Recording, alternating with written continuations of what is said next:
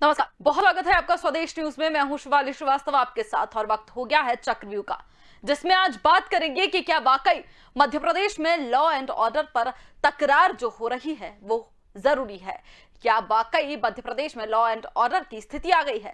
मध्य प्रदेश में जिन अराजक तत्वों ने सर उठा रखा है, पिछले कुछ दिनों के भीतर ऐसी घटनाएं सामने आई हैं जिनके बाद ऐसा लग रहा है कि अपराधियों को पुलिस का कोई भय नहीं रह गया।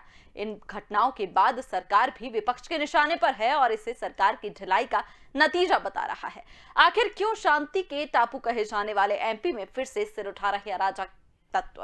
क्या सचमुच सरकार लॉ एंड ऑर्डर मेंटेन करने में नाकाम रही या विपक्ष इन घटनाओं को लेकर प्रोपेगेंडा चला रहा है? इसी पर हम बात करेंगे।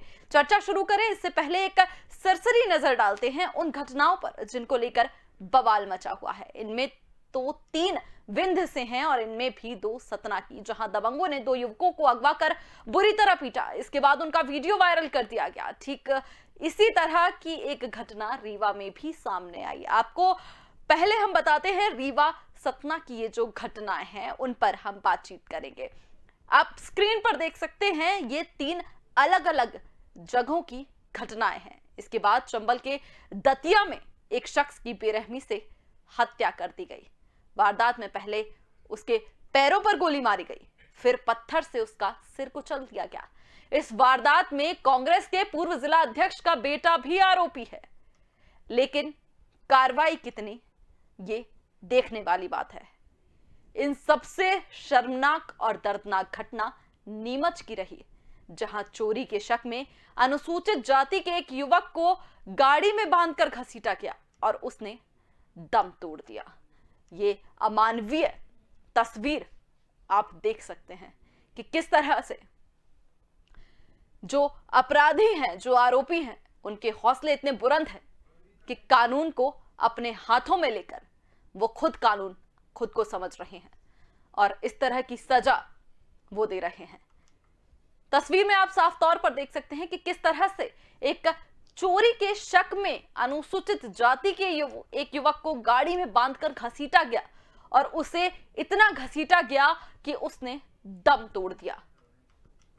अगर बात की जाए तीसरी घटना की, तो मालवा अंचल में ऐसी घटनाएं भी सामने आई जिन्होंने सांप्रदायिक माहौल बिगाड़ने की भी कोशिश की। 3 तस्वीरें उज्जैन, इंदौर और उज्जैन की, जहां पर एक तस्वीर में आप देख सकते हैं कि पाकिस्तान जिंदाबाद के नारे उज्जैन में लगाए गए। इंदौर में एक चूड़ी बेचने वाले को सिर्फ इसलिए पीटा गया क्योंकि उसने अपना धर्म नहीं बताया था। ये तस्वीरों में आप साफ देख सकते हैं कि किस तरह से मॉब लिंचिंग जिसे कहा जाता है। या वहीं अगर इस तस्वीर की हम बात करें तो जहां एक व्यक्ति से जबरदस्ती उसके धर्म के श्री राम के नारे लगवाए गए। बोल जय श्री राम, जय श्री राम बोलने में माहौल बिगाड़ने की भी कोशिश की। बोल जय श्री राम, बोल जय श्री राम, जय श्री राम, जय श्री राम, जय श्री राम, जय श्री राम, बोल जय श्री राम, जय श्री राम, बोल जय श्री राम, जय श्री राम बोलने में क्या।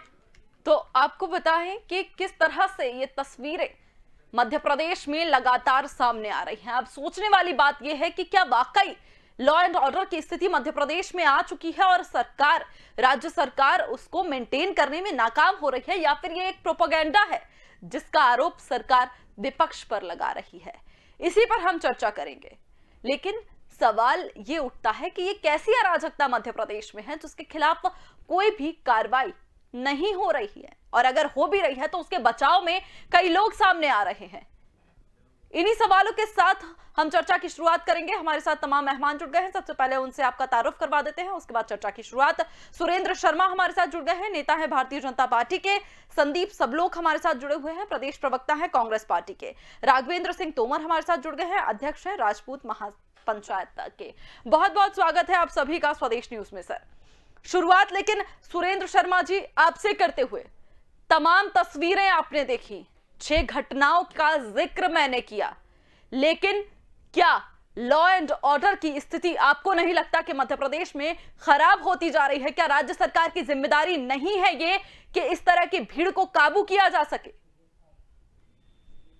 देखिए शिवाली जी, कुछ घटनाएं मध्य प्रदेश में हुई हैं राज्य सरकार अपनी जिम्मेदारी को लेकर पूरी तरह से मुस्तैद और उसको निभाएगी भी। आज श्री कृष्ण जन्माष्टमी है और भगवान कृष्ण के बारे में कहा जाता है कि धर्म संस्थापनार्थ है ना, सज्जनों की रक्षा के लिए और दुष्टों के विनाश के लिए। जो कृष्ण ने कहा है भाई हमारी सरकार करेगी। जहां जहां ऐसी घटनाएं हुई हैं उन घटनाओं पर कार्रवाई हुई है। आपने रीवा की घटना को उल्लेख किया, वहां आरोपी गिरफ्तार किया जा चुका है। आपने नीमच की घटना को उल्लेख किया, वहां केवल आरोपी गिरफ्तार नहीं किए गए, उनके मकान को ध्वस्त कर दिया गया है। लेकिन दुर्भाग्य तब होता है जब इस प्रदेश का विपक्ष जनता का साथ देने के बजाय सरकार पर आप आरोप लगाइए, लेकिन पाकिस्तान जिंदाबाद के नारे लगते हैं तो कांग्रेस के महासचिव दिग्विजय सिंह कहते हैं कि काजी साहब जिंदाबाद के नारे लगे थे। अरे आप कैसी राजनीति कर रहे हैं, इनसे पूछिए। तो दतिया में कांग्रेस के जिलाध्यक्ष के बेटे ने हत्या की है। कांग्रेस का फर्ज नहीं बनता कहे कि कानून अपना काम करे, अपराधियों को सजा दी जाए। ये दतिया की घटना पर इनके मुंह में दही जम जाता है। ये इनका दोहरा चरित्र है। प्रदेश सरकार अपना काम कर रही है, अपराधी कोई भी हो, किसी भी पक्ष के हों। आप देखिए इंदौर में 4 लोग पकड़े गए जो जिन्होंने सांप्रदायिक सद्भाव बिगाड़ने की कोशिश की। हिंदू संगठनों की रैली में गए, वहां नारे लगाए ताकि माहौल बिगड़े। उज्जैन में पाकिस्तान जिंदाबाद के नारे लगे। कौन थे वो लोग? उनके खिलाफ सरकार ने तो कार्रवाई की है, लेकिन कांग्रेस कहती है कि नहीं काजी साहब जिंदाबाद के नारे लगे। ये दोहरा चरित्र विपक्ष का मध्य प्रदेश की राजनीति को प्रभावित करता है। उस घटना पर भी बोलिए ना जरा, जो उज्जैन में चूड़ी वाले के साथ जो मारपीट की गई है उसका वीडियो आप देख सकते होंगे। शिवाली जी, मैं आपसे एक सवाल पूछता हूँ, आपकी घर की बहन बेटी से कोई छेड़खानी करेगा तो आप क्या करेंगे? सर आपने पूरा वीडियो देखा?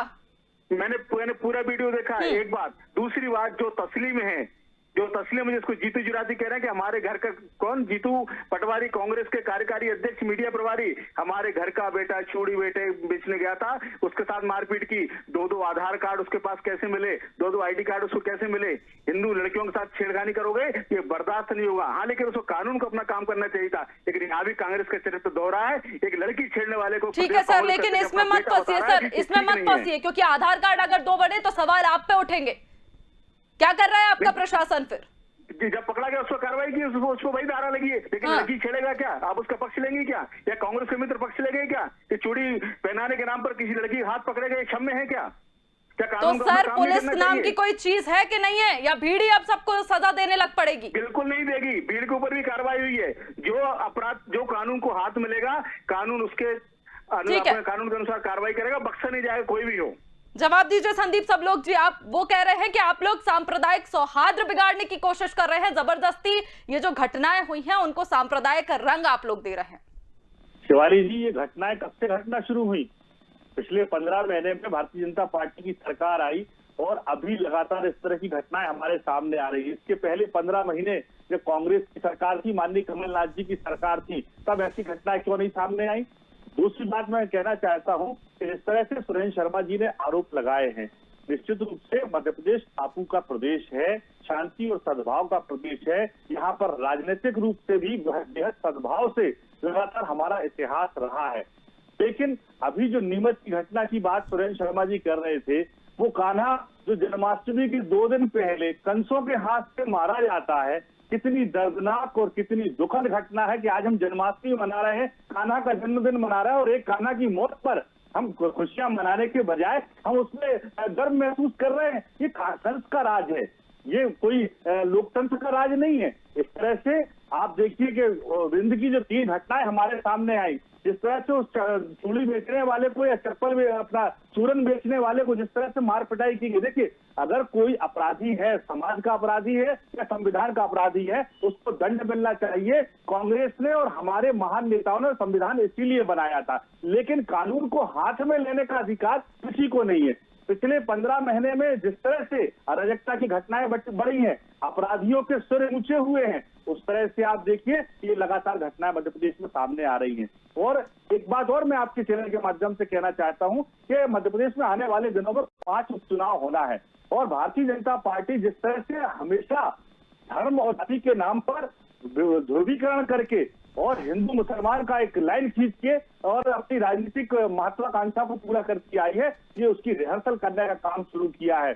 सुरेंद्र शर्मा जी को मैं याद दिलाना चाहता हूं कि जिस दतिया की घटना की वो अभी चर्चा कर रहे थे कि भारतीय जनता कांग्रेस पार्टी का वो पूर्व जिला अध्यक्ष है, निश्चित रूप से वो कांग्रेस पार्टी का जिला अध्यक्ष था, लेकिन उसे क्यों हटाया गया? क्योंकि वो नरोत्तम मिश्रा जी का एजेंट बनकर, भारतीय जनता पार्टी का एजेंट बनकर कांग्रेस को नुकसान पहुंचाने का लगातार काम कर रहा था। और भारतीय जनता पार्टी की सरकार में उसने 15 सालों में, ठीक है सर, ये तो परम ज्ञान हो गया सर, ये तो परम ज्ञान होगा। लेकिन मैं आपको इतनी देर से शांति से इसलिए भी सुन रही थी क्योंकि मुझे लगा था कि आप उस घटना पर भी बोलेंगे जिसके लिए दिग्विजय सिंह ने बोला था कि वो तो झूठा वीडियो है, जबकि वीडियो की पुष्टि के बाद कार्रवाई की गई थी। उस पर भी बोलिए ना जरा एक लाइन।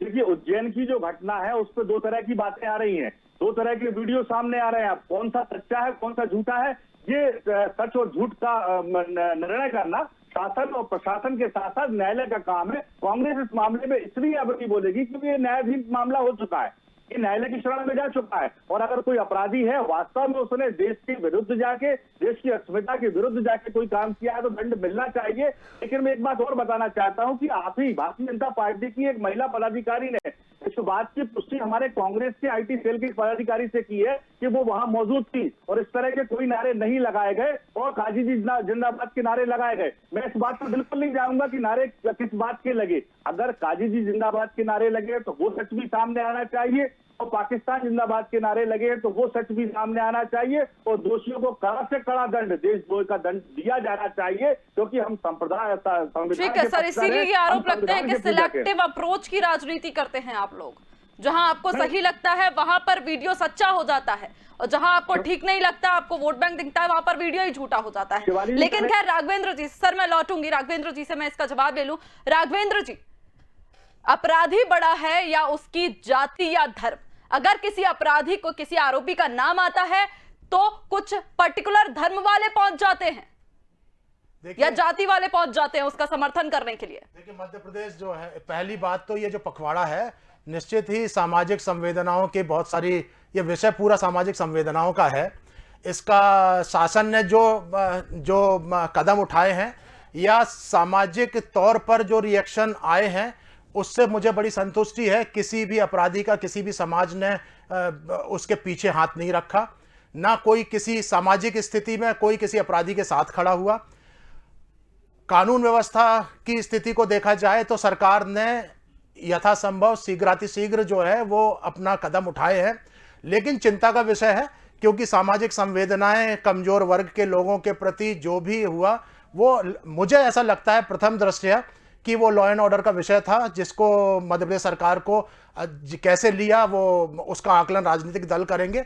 मध्य प्रदेश शांति का टापू है, यहाँ जाति आधारित राजनीतिक दल अभी तक नहीं बने हैं, इसीलिए कांग्रेस के साथी और भाजपा के साथी जो है यहाँ डिबेट में है। जाति आधारित दल नहीं बने हैं क्योंकि जातिगत स्तर पर यहाँ अभी तक जो हिंसा है वो नहीं देखने को मिली है। दो विषय हैं जिसको अपन जोड़ रहे हैं, एक तो सामाजिक संवेदनाओं का विषय है, दूसरा जो है वो जिसको सांप्रदायिकता का के रूप में देखा जा रहा है। अपन को ये समझना होगा कि काजी साहब जिंदाबाद के नारे कभी भी मुहर्रम के दिन नहीं लगेंगे। मुहर्रम जो है वो एक दुख का अवसर होता है जहां मातम मनाया जाता है, जिंदाबाद नहीं लगेगी। कोई भी कॉमन सेंस वाला, साधारण कॉमन सेंस वाला आदमी जब से इस्लाम की स्थापना हुई होगी, जब से करबला में हुसैन का कत्ल हुआ होगा, तब से लेकर के आज तक किसी भी मस्जिद में काजी साहब जिंदाबाद के नारे नहीं लगेंगे। तो इतनी कॉमन सेंस तो सब में है। बात यह आती है कि जो राष्ट्र विरोधी गतिविधियां हुई उस पर भी शासन ने संज्ञान लिया, अपराधियों को सजा मिली। अन्यथा समाज उसमें आगे आएगा ही आएगा। ठीक है, लेकिन आपसे मेरा राघवेंद्र जी एक सवाल है। मैं जाति का नाम नहीं लूंगी यहां पर, लेकिन सतना में जो घटना घटी उसके बाद दो जाति के लोग आमने सामने हो गए, जिसका आरोपी जो बनाया गया था, जिसमें उसका नाम था, उसके समर्थन में लोग थाने का घेराव करने चले गए और जिसके साथ जो पीड़ित था उसकी जाति के लोग उसके साथ आ गए। तो मानवता कहां गई इसमें तो आपकी जाति अगर आ गई तो आरोपी नहीं रहा। पूरी तरह सामाजिक संवेदनाओं का विषय है। आप बताइए, उस किसी भी अपराधी के पीछे उसके मिलने वाले, जानने वाले, परिचित, रिश्तेदार, अड़ोसी पड़ोसी खड़े हुए होंगे, क्या उसके पीछे समाज का बैनर लिए कोई सामाजिक प्लेटफॉर्म पीछे से खड़ा हुआ उसको पीछे ताकत देने के लिए। जातिगत भाव इसमें इसलिए नहीं डालना चाहिए। यदि ऐसा होता तो बहुत सारी समाज हैं, मध्य प्रदेश राजपूत समाज सारे समाजों का प्रतिनिधित्व करती है। राजपूत पंचायत के अध्यक्ष के नाते मैं बैठा हूं, ना वहां करणी सेना गई, ना वहां छत्री महासभा गई, ना राजपूत महापंचायत गई, किसी ने भी सामाजिक स्तर से अपराधियों के पीछे खड़ी नहीं हुई।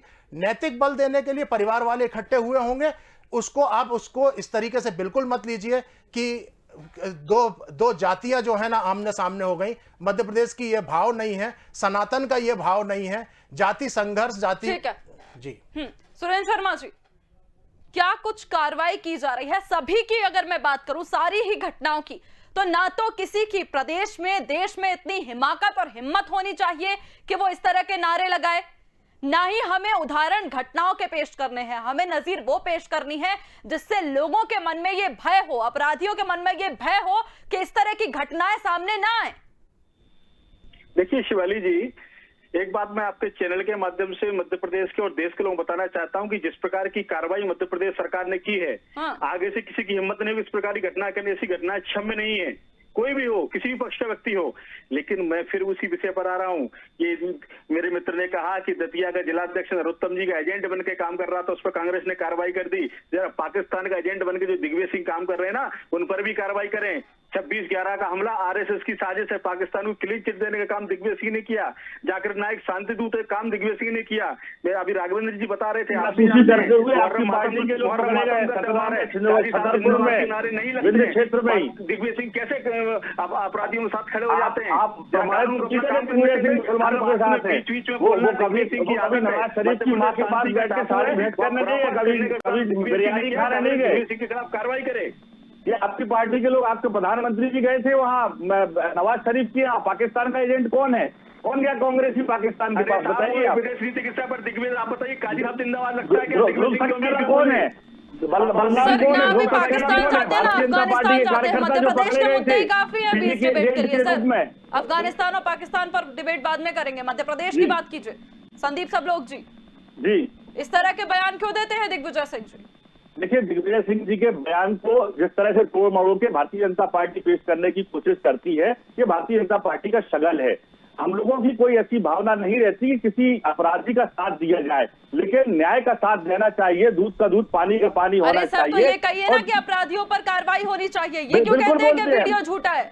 बिल्कुल बोलते हैं हम। जब ये बात सामने आई कि ये वीडियो दूसरे तरीके से सामने आया, तो बोला जाएगा कि ये वीडियो इस तरह का। अब न्यायपालिका का ये काम है, जांच का ये विषय है, जांच की जो संस्थाएं हैं वो इस बात की जांच करें। हम संविधान के साथ हैं, हम जांच कमेटियों के साथ हैं। कौन मना करता है कि आप अपराधी को दंड बख्शिए? लेकिन सवाल ऐसे में तभी उठते हैं ना जब एसपी पुष्टि कर रहे हैं। सुनिए ना सर, एसपी ने पुष्टि की कि पूरी वीडियो की तय तक जाने के बाद, पुष्टि करने के बाद हमने ये कार्रवाई की है। सारी वीडियो की जांच पड़ताल करने के बाद हमने उन लोगों को हिरासत में लिया है, उन पर मामले दर्ज किए हैं। तब भी आपको लगता है कि मामले झूठे हैं? क्या करे सरकार? सरकार यही कहती है कि हम क्या करें, विपक्ष आरोप लगाता है। शिवाली जी, जिस तरह से मध्य प्रदेश में अभी शासन के नियंत्रण में प्रशासन काम कर रहा है, जिस दबाव के साथ काम कर रहा है, जैसा उनसे सरकारी स्तर पे कहा जाएगा वैसा उनको बयान देना उनकी मजबूरी है। नहीं तो उनका ट्रांसफर उठा के कौन करेगा जांच? कौन करेगा जांच? आपको प्रशासन पर विश्वास नहीं है, आपको पुलिस पर विश्वास नहीं है, सरकार पर विश्वास नहीं है, कौन करेगा जांच? फिर हमारी जांच की संस्थाएं वो करेंगी। कौन रोकता जांच की संस्थाओं को काम करने से? आप बताइए। आज ये बताइए आप कि मध्य प्रदेश में जिस तरह से आपराधिक घटनाएं घटी हैं, तो कहीं ना कहीं पुलिस का डर, शासन का डर लोगों पे खत्म हुआ है। पिछले 15 महीने में जब कांग्रेस की सरकार रही, तो आप देखिए कि पुलिस का मनोबल कितना बड़ा हुआ था। अपराधियों पर कितनी तेजी से शिकंजे कसे जा रहे थे, चाहे खनन माफिया हो, चाहे खाद्य माफिया हो, और चाहे अन्य तरह के अपराध हो। इसके पहले का आप इतिहास उठा के देखिए, हमारा मध्य प्रदेश महिला अत्याचार में 1 नंबर पे था। आज फिर उसी स्थिति में हम पहुंच रहे हैं। अन्य अपराधों में हमारा मध्य प्रदेश पूरे देश में 1 नंबर पे था, आज हम फिर उस स्थिति में पहुंच रहे हैं। तो क्यों? कहीं ना कहीं सरकार की कमजोरी है, क्योंकि ये सरकार जनादेश की सरकार नहीं है, ये नोट तंत्र की सरकार है, ये लूट तंत्र की सरकार, ये खरीद फरोख्त से बनी हुई सरकार है। अरे सर, ये मुद्दा बहुत पुराना हो गया। उपचुनाव में जनता ने इसको खारिज कर दिया, इस मुद्दे को। इस मुद्दे को बीच में मत लाइए, इसका कोई मतलब ही नहीं है इस मुद्दे का। अपराधियों को हथियार के ऊपर बहुत पुराना हो चुका है ये मुद्दा। लेकिन राघवेंद्र जी, क्या लगता है आपको? आप दोनों की बात सुन रहे हैं, आपका क्या कहना है इस बारे में? देखिए, मेरा बड़ा स्पष्ट कहना है कि सामाजिक संवेदनाएं बनी रहनी चाहिए। जातिगत विभेद मध्य प्रदेश जैसे शांति के टापू में नहीं होना चाहिए। मैं एकदम न्यूट्रल, किसी बिल्कुल न्यूट्रल व्यक्ति के तौर पर अगर इन घटनाओं का आकलन करूंगा तो मध्य प्रदेश सरकार ने तेजी से काम किया है, कड़ा काम किया है, मैसेज भी डिलीवर हुआ है, अपराधियों पर भी मैसेज डिलीवर हुआ है। आगे ऐसा ही ये काम करते रहेंगे, ऐसा कोई भी सामाजिक संगठन इनसे यही अपेक्षा रखेगा। दूसरी चीज, एक और जगह मैं ये डिबेट देख रहा था कि ये जो घटनाएं मध्य प्रदेश में 3-4 घटनाएं बड़ी दुखद घटनाएं हुई, इन घटनाओं को लेकर के लोग यहां की स्थिति को कह रहे हैं मध्य प्रदेश में तालिबान जैसी स्थिति। किसी नीमच की घटना को कहीं कह रहे हैं तालिबान। आप मालूम है कितना बड़ा पाप कर रहे हैं? एक विश्व की अवधारणा जो दुनिया के आधे हिस्से को खराब कर चुकी है, दशकों से चल रही है, आगे आने वाला बड़ा संकट खड़ा दिखाई दे रहा है, उस अवधारणा को आप एक कानून व्यवस्था की स्थिति से जोड़ के उसकी हवा निकालना चाहते हैं। जैसे हिंदू आतंकवाद की अवधारणा डाली गई थी। अवधारणा की आप बात कर रहे हैं, भारतीय जनता पार्टी में सरकार में इसी तरह की अवधारणा चल रही है। नहीं भाई, इन घटनाओं को कानून व्यवस्था की नजर से सरकार को देखना चाहिए और कड़ी कार्रवाई करनी चाहिए। लेकिन किसी को भी इन घटनाओं पर तालिबान जैसी जो किसी संवैधानिक पद पे नहीं है, वो लोगों के साथ अगर निर्णय करेंगे कि कौन गलत है, कौन झूठा है, कौन सही है, तो ये तालिबानी अवधारणा नहीं मानने। आपको फिर तालिबान का ज्ञान नहीं है, आपको फिर तालिबान का ज्ञान नहीं है। आप एक बात समझिए, कानून व्यवस्था और तालिबान में जमीन और आसमान का अंतर है। तालिबान के साथ समाज खड़ा हुआ है वहां का। डिबेट हो रही है दूसरे मुद्दे पे, नहीं तो मैं आपको तालिबान की पूरी भाषा ही बता दूंगा। आप ये कानून व्यवस्था, लेकिन आपने जो बात कही सर, सामाजिक संवेदनाओं को आप तालिबान से मत जोड़िए माननी। ठीक है। लेकिन जो बात आई संदीप जी, आपने एक बात कही कि जो संवैधानिक पद पर नहीं है वो इसका जजमेंट नहीं कर सकते। लेकिन इस तरह की घटनाओं में जब पाकिस्तान जिंदाबाद के नारे लगाए जाते हैं, उस पर दिग्विजय सिंह जी के ऐसे बयान बिल्कुल सवालिया निशान खड़ा करते हैं कि आप उन आरोपियों के पक्ष में क्यों हैं। भारत में जो खाते हिंदुस्तान की हैं और गाते पाकिस्तान की हैं, कैसे आप उनकी समर्थन कर सकते हैं? पहला सवाल तो ये है शिवाली जी कि वो जो घटना घटी, उसकी घटना के पीछे उसकी परमिशन किसने दी? जब पूरे मध्य प्रदेश में सारे जलसे, सारे त्योहार मनाने पे सरकार ने प्रतिबंध लगाया हुआ है, तो सरकार की ये जो इंटेलिजेंस है उसकी फेलुअरनेस है कि इस तरह का जुलूस पहले से नियोजित तरीके से तैयार हुआ होगा। अगर तैयार हुआ तो सरकार का इंटेलिजेंस क्या कर रहा था? तो ये सरकार की गलती अगर कांग्रेस पार्टी में थोपने की बात या कांग्रेस के किसी नेता पे भारतीय जनता पार्टी थोपने की बात करती है, तो ये खुद की असफलता को जनता के सामने लाके कौन सा जवाब देना चाहती है? घटना नहीं थोप रहे सर, बयान की बात कर रहे हैं। घटना नहीं थोप रहे, बयान तो इंटेलिजेंस ने नहीं दिया ना सर, बयान तो आपने अपने मुंह से दिया है, भारतीय जनता पार्टी ने नहीं दिया ना सर। लेकिन सुरेंद्र शर्मा जी वो कह रहे हैं कि आप लोग जानबूझ के, जैसे ही चुनाव आते हैं करीब, आप लोग जानबूझ के ऐसा माहौल क्रिएट करने की कोशिश करते हैं, कार्रवाई करते नहीं है, माहौल बनाते हैं आप चुनाव आते आते। कार्रवाई करना सरकार का काम है, प्रशासन का काम है। ठीक है, सुरेश शर्मा जी से जवाब ले लेते हैं। अगर कोई खामी है तो उस खामी पर उंगली उठाना, उस खामी को सामने लाना हमारी जिम्मेदारी है। ठीक है सर, जवाब ले लीजिए, आप जवाब सुन लीजिए। शिवाली जी, बात यह है कि कांग्रेस भाजपा का विरोध करते करते देश का विरोध करने लगती है। इनकी समस्या ये है, जब मैंने कहा कि बनाया हो तो आपको पता का हमला ये पाकिस्तान ने नहीं किया, पाकिस्तान काम कौन कर रहे हैं? आप अंग्रेजों से माफी मांगने वाले नेताओं की विचारधारा को मानते हैं। वीर सावरकर जिन्होंने 21 बार अंग्रेजों से माफी मांगी, आप उस आरएसएस के पक्षधर हैं जिसने क्रांतिकारियों की जासूसी की। आप जानो क्या देश कांग्रेस ने बनाया है, कांग्रेस के महान नेताओं ने बनाया है, 562 रियासतों को मिला के बनाया है। आपके यहाँ तो पंडित श्यामा प्रसाद मुखर्जी जैसे बड़े बड़े जमींदार हुआ करते थे कि जब जमीनों को खत्म किया गया, जमींदारी प्रथा को, तो उन्होंने सरकार से इस्तीफा दे दिया था। आप उस विचारधारा की आप कैसी बात करते हैं शर्मा जी? कांग्रेस ने इस देश को बनाया, 562 रियासतों को मिला के अखंड भारत का निर्माण कांग्रेस के नेताओं ने किया है।